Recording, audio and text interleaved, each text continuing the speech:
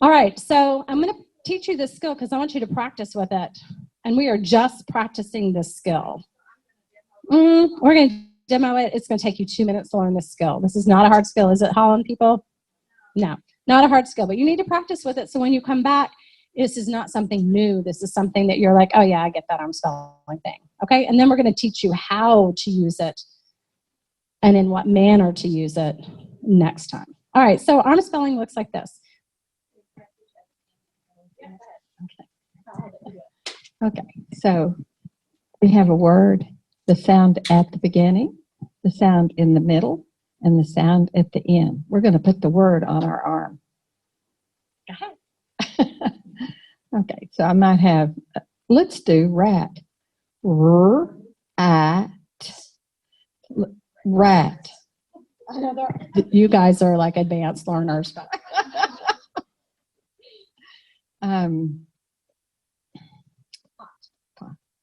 Pot.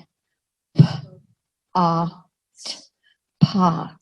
That's it. You just learned how to do arm spelling. And I do tell the kindergartners we're going to put the vowel in the middle because I want them to hear that word vowel and know that it goes with all those vowels. I know they've been being taught vowel.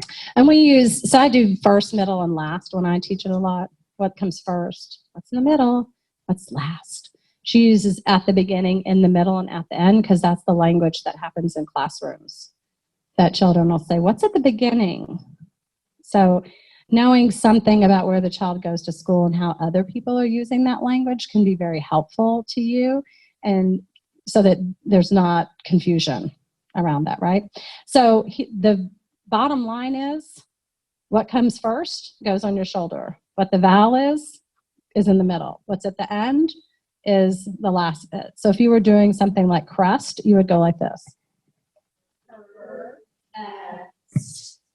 Crust. Got it? Let's try the word brush. Everybody can do it with me. Ready? Well, I'm going to say brush, and now you say it. Brush. Brush. Good job. How about the word bleach? You have to say it back to me first. Bleach. Bleach. How about the word shrimp? Shrimp. What? Got to say it back to me. Shrimp. Sure. Oh, shrimp starts with sure, doesn't it? Sure. Sure. We're going to put sure. So that's a 3-letter blend and I threw you a skill. Oh, did you see what happened when you got thrown a skill without being taught how to do the skill? And you're like, wait, how was I supposed to know that that's sure, right? So one of the pieces of the program that we haven't really talked about yet is what are the principles of structured literacy, and it's that we never ask children to do something we haven't taught them how to do. I didn't teach you how to do sure. You didn't know what sure was. You didn't know it's a 3-letter blend. You don't know that it sits on your shoulder. And then I'm like, oh, you can't do it. And the child, once again, has the experience of what? Failure. We want to avoid that at all costs. But for you guys, you can fail. All right, ready? So sure can go here because it's a 3-letter blend. Sure, shrimp. That's it. So you're just going to practice with 1-syllable words. You might think, I'll give you one hint, that the ing, ang, ong, and ung, I have it sit at my elbow. So if you did sling, you would go, say it back to me, sling. Watch me first. Sol, ing, sling. Now you try it. Sol, ing, sling. So ing, ang, ong, and ung are chunks. We're not going to break them apart. If you did swinging, say it back to me. Swinging. Watch what I do. Swing, ing, swinging. Make sense? Okay, your job is to become the master arm speller. That's very different. That arm spelling is very different than what traditional OG uses arm tapping for red words. So we're going to use the arm because what we found is that when you don't have cards and you don't have all the paraphernalia that comes with an Orton-Gillingham program, what you always have is your arm, and you've got your hand, and you've got kids who are able to access breaking words apart on their own without any help from anybody else. There was a little boy named Israel in Miss Vargo's class.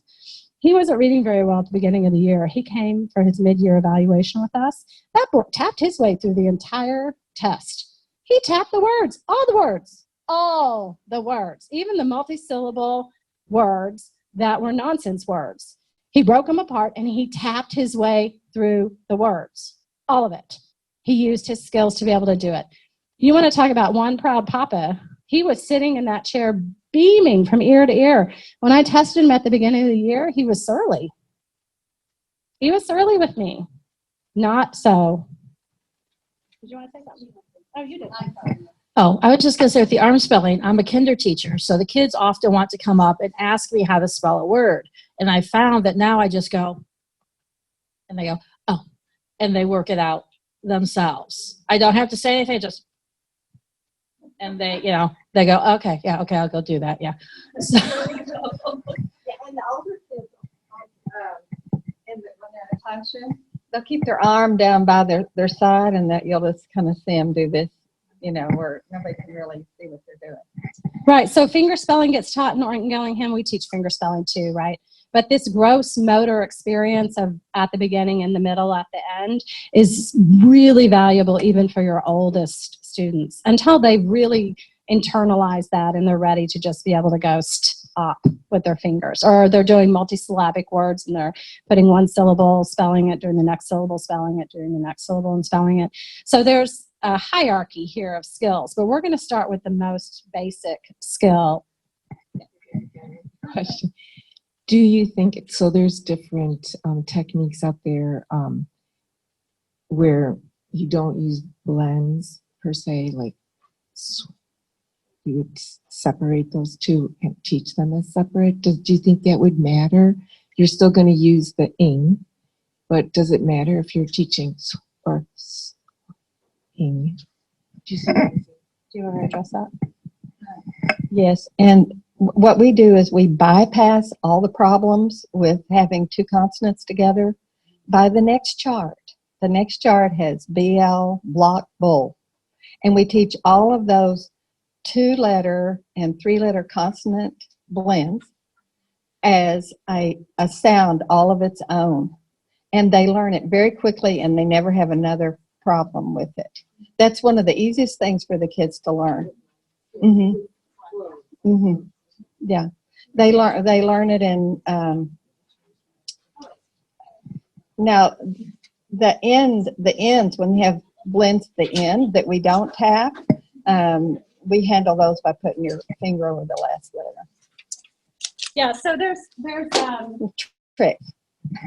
I think, you know, some of the things, you guys, I love that you're asking really great questions, because for me that means that you're really thinking about what you're doing and why you're doing it, which is exactly what you need to be doing, is thinking about what am I doing and why am I doing it. And that's really the question that you should be asking yourself all the way along. Because your job as a tutor, just like it is if you were working as a specialist, is to be observing the children and adjusting what you're doing to meet their needs. And you're going to get a basket full of tools to be able to do that.